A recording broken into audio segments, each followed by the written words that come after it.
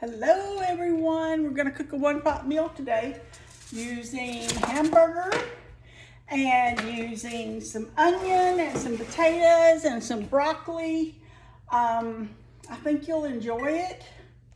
So I'm gonna get started and I'm going to brown this hamburger. And while I'm browning it, I'm going to, why did I grab that spoon?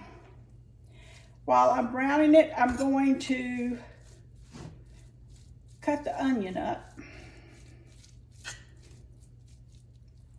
because I'm going to take it out of the pan to cook the potatoes that's going in it. Then I'll add it back in.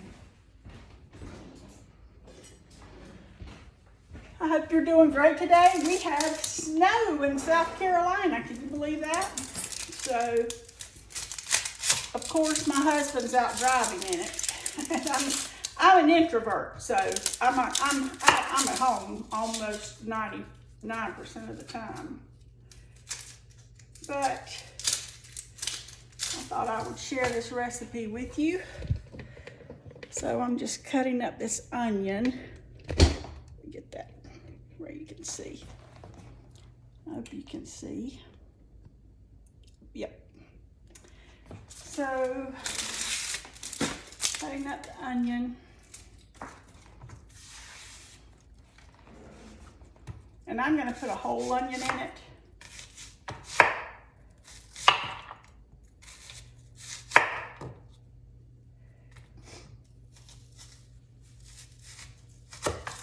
I'm not going to put the onion in it though until I get the hamburger meat browned.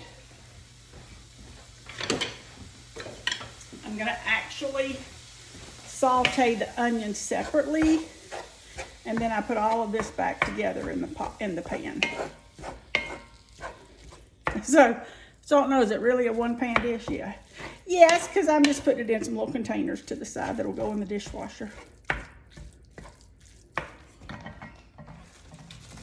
It's all going to end up in the same pan. I guess that's what I should say. So we're going to brown this. I'm going to brown it, and then I'll be right back. So let's finish chopping these onions that'll go in the mix.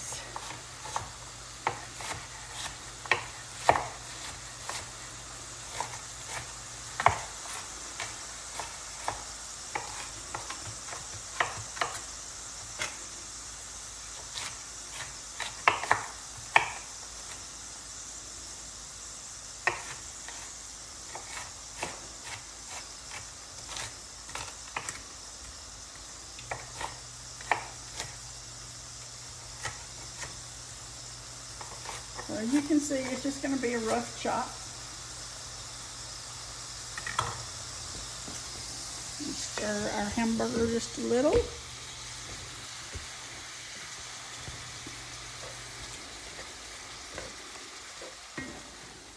This pan is larger than a regular cast iron frying pan because I know I'm going to have several ingredients in it, so I opted for a larger one. Too much food for Dave and I. Will eat this over a couple of days. So as you can see, our hamburger is almost ready. And I'm going to drain it into, I'm going to put it in the colander and drain it into a bowl. Then when I drain it, I'm going to take the fat and the water that's in that bowl, because out of your meat comes water as well. And I'll put it on at the end of the video and show you. But then it's the water and the tallow separates. And then I pull the tallow out and I have my own tallow. So you can use this for moisturizing your hands. You can add an ointment, if you wanted, you could add like a lavender scent to it or anything. It's a great moisturizer, but it's great for cooking meats in too. So just a little tip.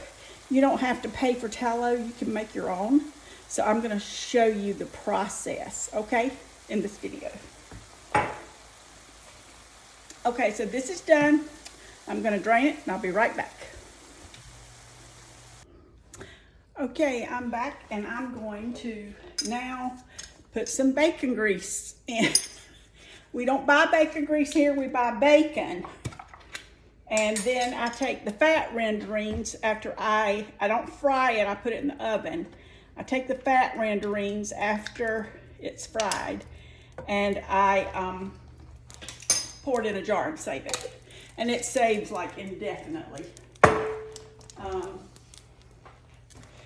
And then I'm going to melt that down. Now, if you say, well, I'm just gonna do my onions in the oil, in the fat from the hamburger, that's okay. But if you do it right after you cook it, like, you know, when I just did the hamburger, without draining it and separating the fat, you are sauteing in fat and water because you don't have pure tallow there. So, when you do that, you lose some of your flavor, you know. So if you're gonna saute vegetables, onions, garlic, anything like that, you want to make sure you're doing it in full fat.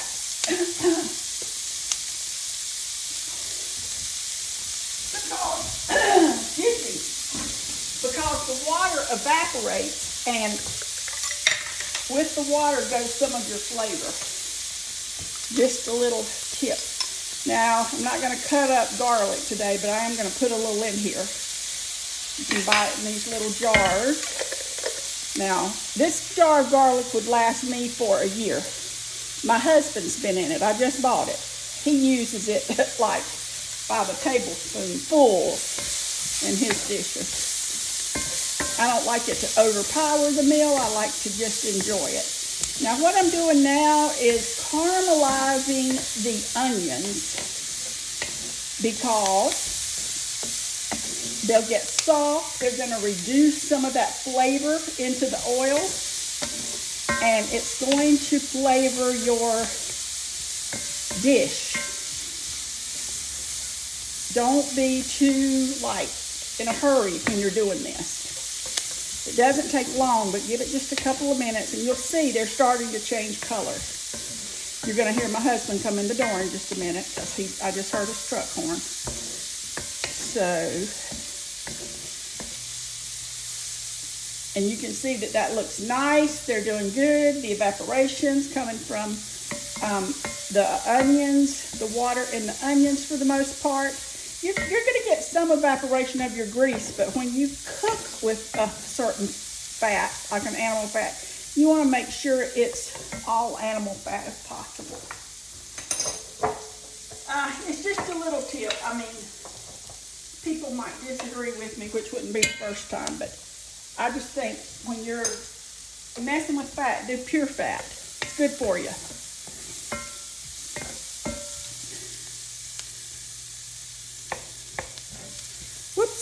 That one went to the floor. We won't count that one. All right, so you can see those onions are browning just a little. And I have, of course, I have the hamburger over here that I have taken out. Now I'm going to take this mixture and I'm going to pour it into this jar, just like this. And at the end of the video, we'll see how it separates. We'll see how much fat and how much water we have in there. Okay, the onions are done, so I'm going to go ahead and put some potatoes in. That's why I put the extra fat in there, so they can cook. I have these potatoes cut kind of like this, about this thickness, because I don't want them to break apart in the dish. I've seen people do like hamburger and potato dishes, and they put, hey honey, they cook the potatoes on top of the hamburger meat. Well, when you finish, you end up with hamburger meat that's pretty dry and overcooked. So I just add it back in once the potatoes are done. So we're going to let that cook for just a minute, and then we're going to move on to the next step. I have it covered with a large lid that I have. This is a multi-pot lid. You can see the rings in it. So it will go from a small pot to a very large pan. So I think I got that at Walmart. It's from Modern Innovations. I'm sure Amazon probably has something like that, but I use this for so many different pots. It's wonderful. But we're just gonna let that steam a minute, and then we're gonna add some beef broth base to it.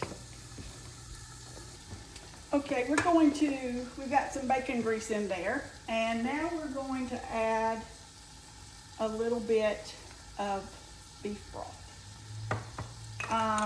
That was probably about a teaspoonful or 1.5 teaspoonfuls of the beef broth base.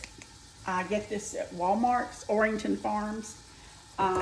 It's very cost effective if you mix it yourself, and the flavor is really good and rich.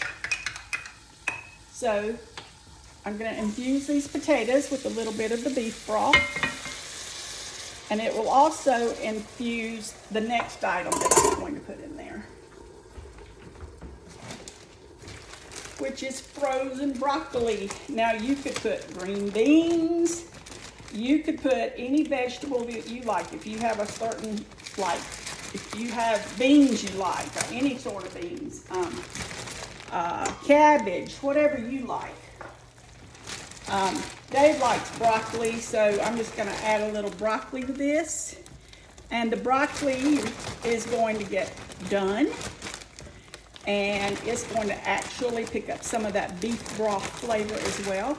On the beef broth, I'd tell you to go light, and then, if you want more flavor, you can add more beef broth flavoring, but don't don't use a quarter of a jar. Don't get too heavy-handed with it. All right. And I just buy my frozen broccoli like this. I'm gonna be honest with you, I don't really like cutting up broccoli, and so I just buy it like this and cook it myself. It's just fine. And then I'm gonna add a little bit of salt and pepper to this. And now you can see this is coming together. And I have a salt deficiency, so there's, I use the salt. So my mother had it. I don't know about my grandmother, but my mother did, and my granddaughter has it as well. So let's look at this tallow that we're making. Look at that. Whoops, can you see it? This is water down here. This is beef fat. This will harden and separate, and then once it hardens, I will put it in my tallow jar.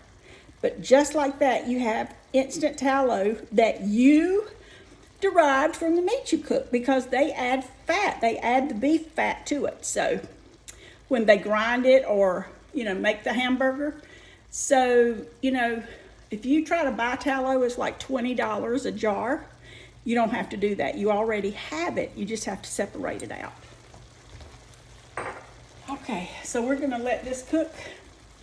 I'm going to place the top back on this, and I'm gonna let that go for just a little bit and let it just bubble and all that. And I have it set on just above low here. Let me show you. I've got it set on right here. This is low, the next one up. So, okay. As you're cooking this, just, take off your lid, touch your potatoes with your fork. If they're still hard, they're not done. Once they're done, they're gonna be fork tender. And then we'll add our hamburger into it. Or right before they're fork tender, I'll put the hamburger back in. So some people add Worcestershire. For some reason, my husband and I don't like it too much. So that's why we go with the beef broth. But you could use Chinese seasonings. You can use any seasonings you want in here.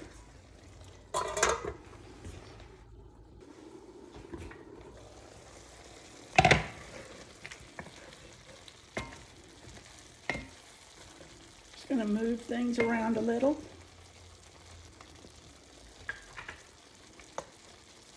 The potatoes are starting to get tender. So at this point, I'm going to add the hamburger back in on top, warm it back up.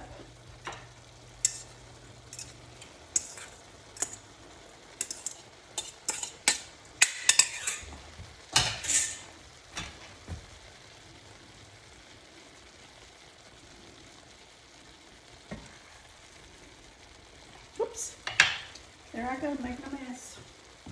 Okay. Add just a little salt and pepper on it,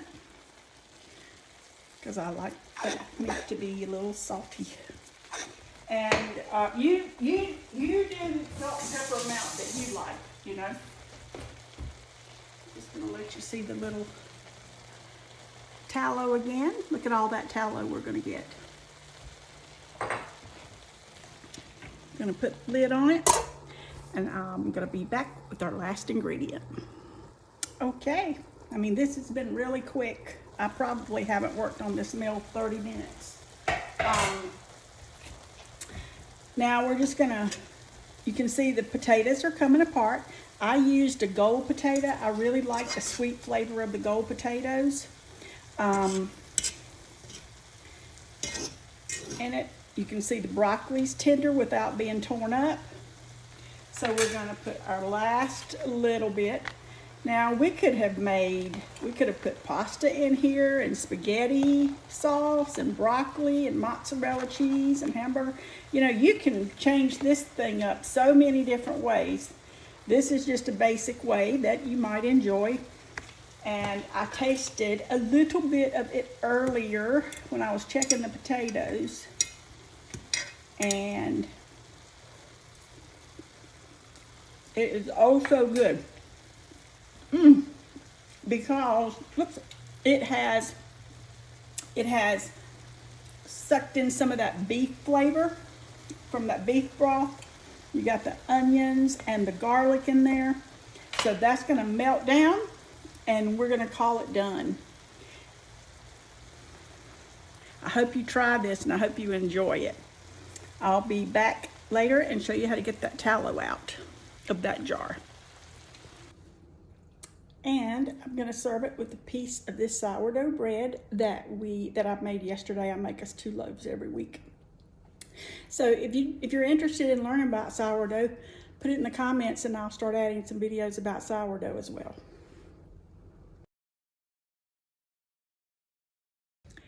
Okay, now let's gather the tallow that you've been throwing down the drain or in the yard or in the garbage. But look at that, it's cooled down. I put it in the refrigerator to cool it down quickly, but look at that tallow. Okay, so let's gather this.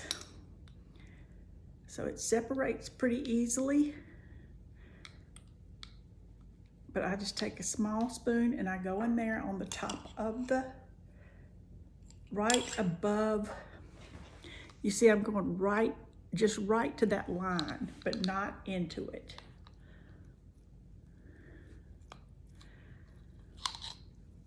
Because the water below will kind of be like jelly, and so it's easy to separate. And you may have a better way of doing it. This is just the way I do it. And see, right in this little bit right here, I got some of that jelly in there, so I'm gonna remove that. My hands are clean, but I don't want that jelly in there. I'm just gonna stick the rest of that in there, and oh, it's so good on your skin. So good. And it does right at first have a little bit of a beefy smell to it, which is okay. And because once it goes in the refrigerator, it kind of dissipates, it goes away. And see down here, I'm lifting that off that jelly, just like that. And if you think you have any jelly on it, you can put it on a paper towel, move it around, make sure you don't. I mean, it wouldn't hurt it, but you know, if you want just the pure tallow, that's what you want to do. because it literally, I don't know if you can see, but it literally separates from that jelly.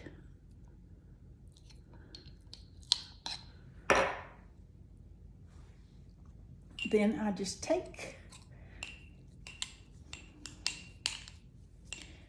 and I just push it down there, get it all together.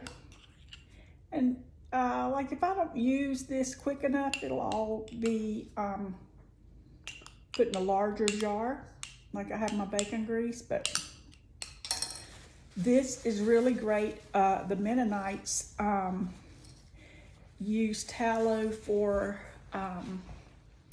like if a baby's sick or anything, they'll take garlic, you know, cloves of garlic, crush them up and mix the juice into the tallow and put it on their bottoms of their feet and their chests to help them get better. So this has been used for, well, since the beginning of time probably, but our society quit doing tallow. And this is what your tallow looks like. So that's going to go back in the refrigerator. If I want to use it as a moisturizer, I can, it's really easy. Look at that. It's there. And it's so good. And it does have a little bit of a beefy smell if you use it right after you do it, but it dissipates quickly. So I put it in the refrigerator and let it dissipate. But you can use that to saute onions in, cook meat in, use it to help tenderize like meat that's tougher. But there's your beef fat right there. Very, very useful. And just that's two times that I have browned hamburger meat, and that's how much tallow I got out of it. So this I'll just discard. That's just it's kind of jelly-like. If you can see it, I'll just discard and wash that jar. But look there, you have your own tallow and you don't have to pay $17 for it or $20 for it. Ta-da! And you already paid for it. You've just been throwing it away and didn't realize it. Okay, I hope that helps you guys. And try some tallow. You'll be surprised. Okay. Have a great one. Bye.